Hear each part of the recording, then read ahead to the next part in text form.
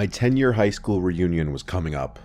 I didn't originally plan on going, but my friends convinced me. The reunion was in August on a Saturday. It was organized by a group of people from our graduating class, and it was going to be held at some catering hall in a nice area of town. It had been a long time since I'd seen any of these people, minus my handful of friends from high school who I'd be going with. I really didn't want to go because I didn't like a lot of the people from my high school, and making small talk with 100 people I hadn't seen in 10 years sounded awful.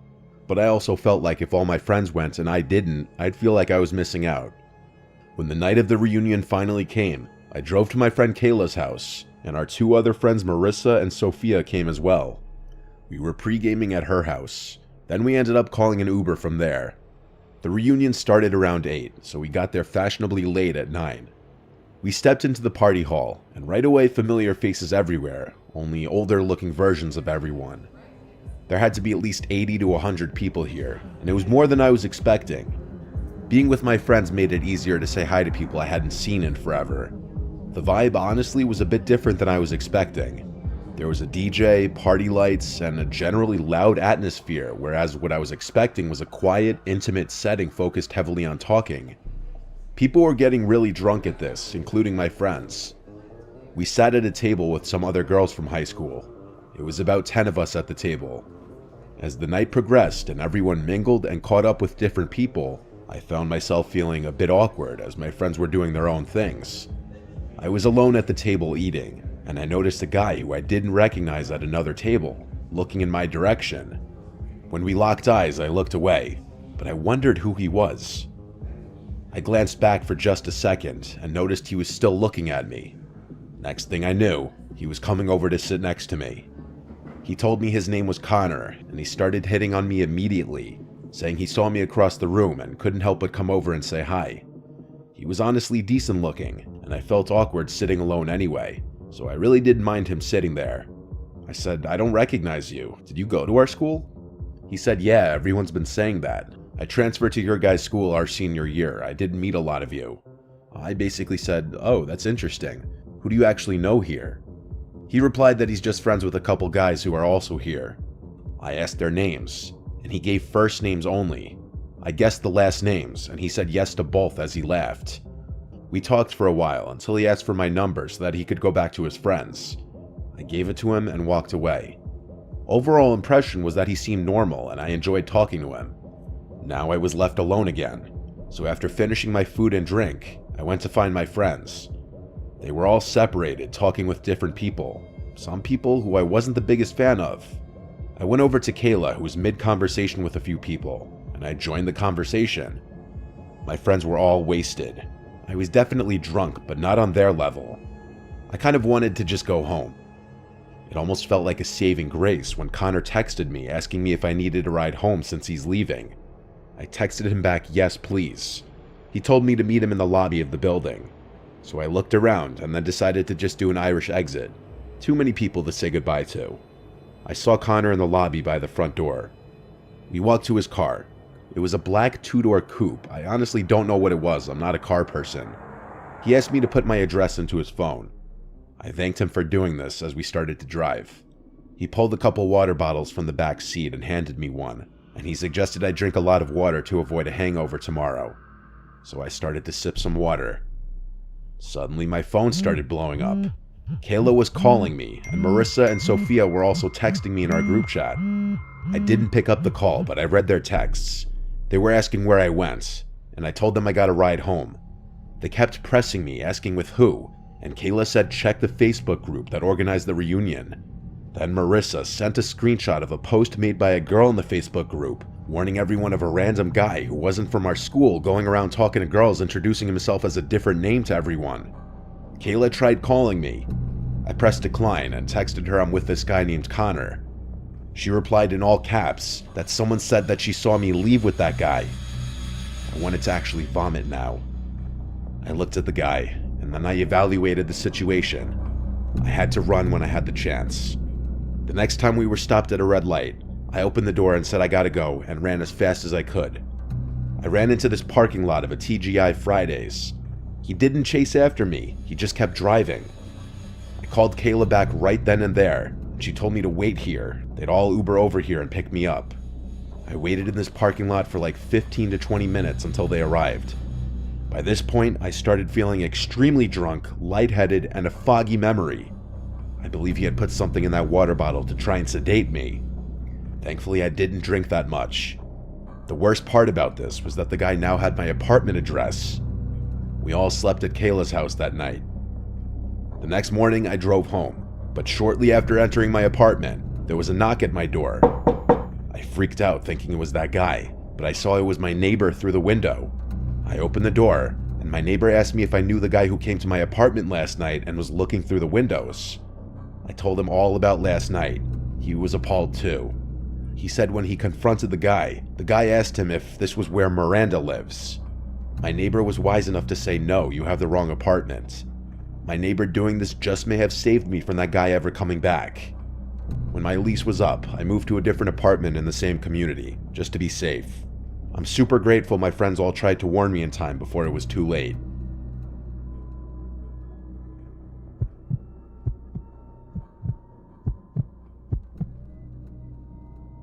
My high school does 5 and 10-year reunions. My 5-year reunion was a few years ago. My high school was on the smaller side with around 200 kids per grade, so just about everyone knew everyone, even if just partially. For the 5-year reunion, it was being held in a small banquet hall in town. I was excited to go see all my old friends who I hadn't seen in forever. Of course, arriving to these things alone can be a bit scary, so my friend Julia and I were going to go together. Julia has been my best friend ever since middle school. She knows about everything that I've been through, and I know about everything that she's been through. That includes the situation I had with a boy named Tyler.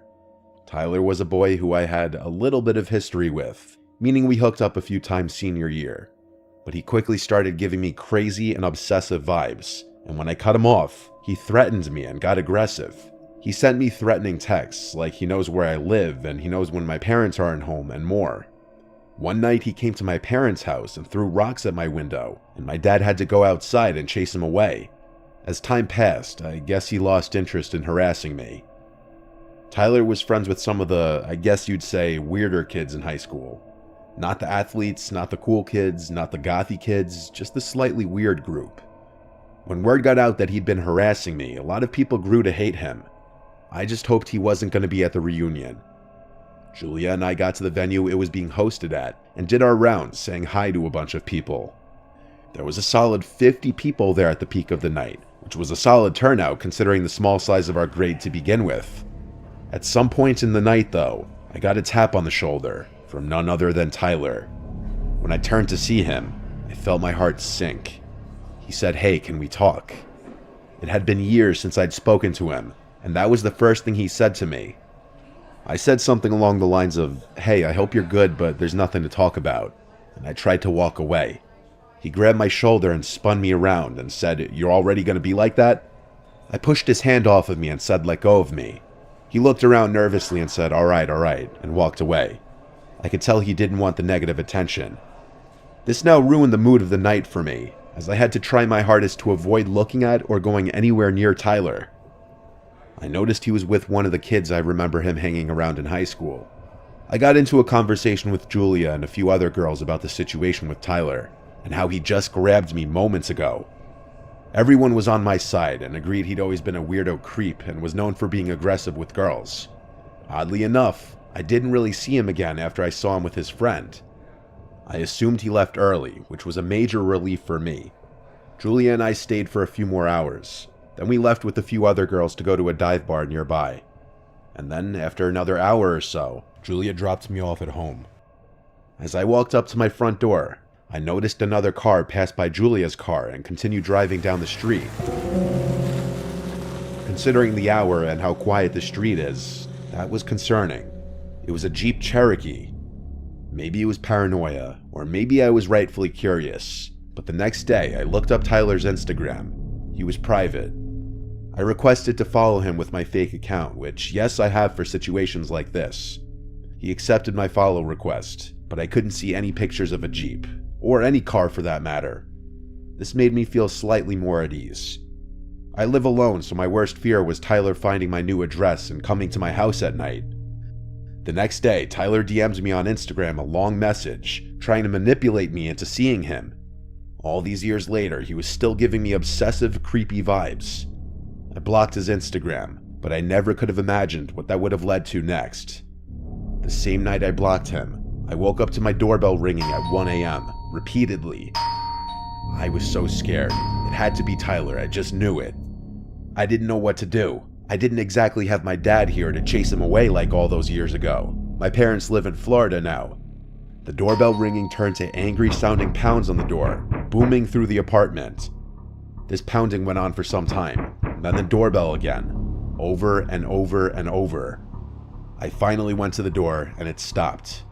I peeked out the window at the top of the door, and nobody was outside. I slept with one eye open that night. And then the next day, my friend's dad helped me out and contacted his detective friend in our hometown.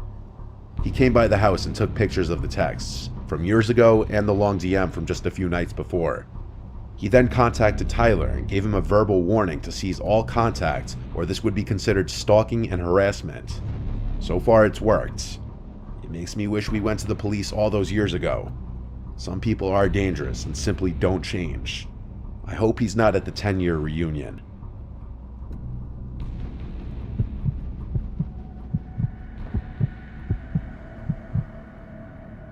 I was seeing this girl for a few weeks.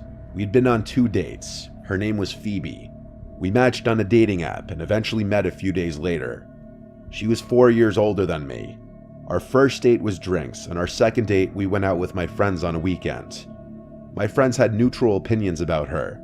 They thought she was, quote, nice and kinda quiet. They'd later reveal their actual thoughts on her, but I'll get to that later. Phoebe invited me to an upcoming high school reunion party. She told me she didn't want to go alone, and honestly, after she came to hang out with my friends and I felt like I owed her. This reunion party was falling on a random Saturday in the fall. It wasn't organized by her school, though. She told me that it was organized by this rich guy from her class, and it was being hosted at his house. I haven't had my high school reunion yet, but as far as I know, these things are usually held at bars or catering halls.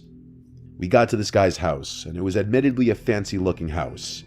It had a gated driveway, but no fancy cars parked anywhere in sight. My thought was maybe the owner parked his car in the garage during the party.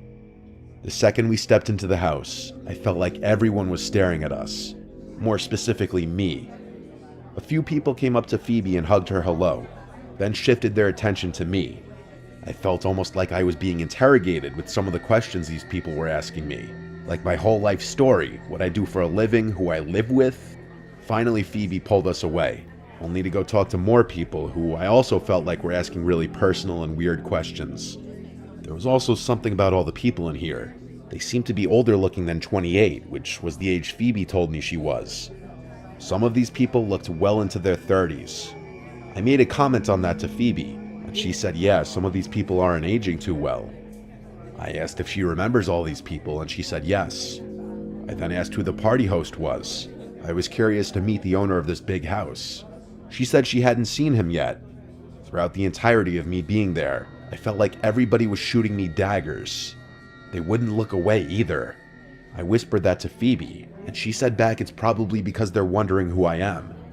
At the time, that was the only logical explanation I could think of too. It's hard to explain the growing awkwardness at this party, but I can assure you, this was not what a normal high school reunion would be like. There was no music, and everyone was dressed weirdly, not like normal 28-year-olds. But that's the other thing. None of these people looked like they were in their 20s. I was getting uncomfortable with some of the stares I was getting in the room we were in, so I told Phoebe I'm gonna run to the bathroom. Realistically, I just wanted to get out of that room and explore the house a little bit. I didn't have a drink in my hand or anything to make me feel at ease. I was just walking around this giant house empty-handed, and anyone I passed stared at me. To say I felt out of place would be the understatement of the century.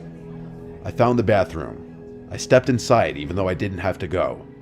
I locked myself inside just to sit and regather myself, take a break from the awkwardness outside.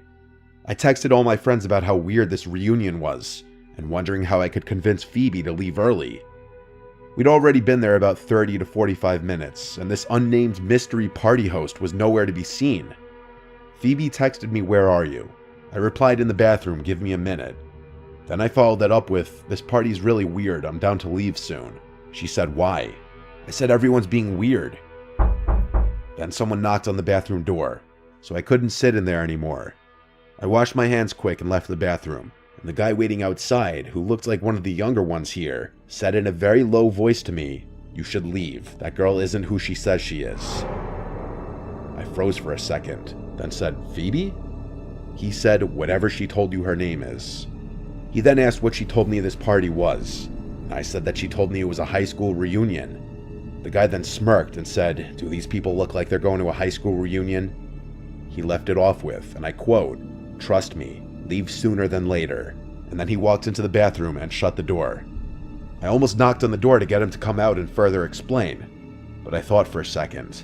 I was already suspicious and uncomfortable in this house. That guy just confirmed something weird is going on here. I walked straight to the front door without drawing attention to myself. I still felt people staring at me as I walked to the door. I walked straight from my car in the street and drove home. Phoebe texted me asking where I went. I didn't answer. When I got home, I looked up her number on White Pages. That number was not associated with the name Phoebe. The name that came up was Claire Foster. The address that I picked her up at both times is also different than the address that came up on White Pages, which made me realize I never saw her leave the house. She was already waiting on the sidewalk both times. I replied to her text, "I had to leave, I'm sorry," and blocked her number. My friends all made jokes, and they told me she thought she was weird and off from the start, but they didn't want to tell me that and make me feel bad. My one friend joked that it sounded like I was in the movie Get Out. My friends and family all have had little theories as to what was going on. Some people would even think I exaggerated the whole thing until I told them about the fake name the girl gave me, and the guy telling me to leave sooner than later.